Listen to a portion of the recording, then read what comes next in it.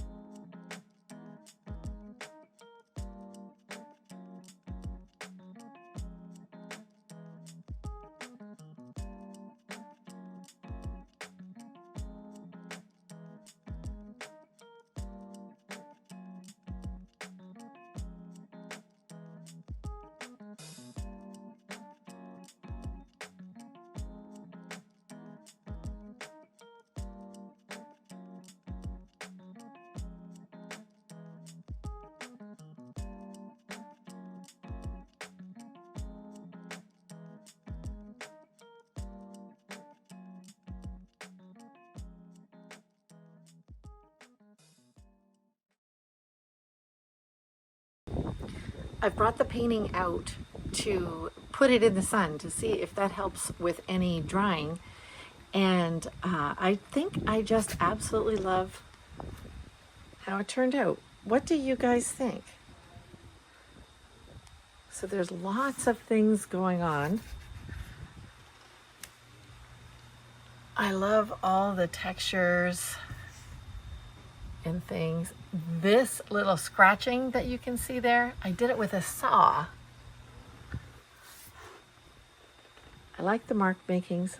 I think the turning the yellow, that silvery gray or lilac-y gray really worked. But then I did go in and scratch into it so you can kind of see that there was yellow underneath. I'm discovering all sorts of tools.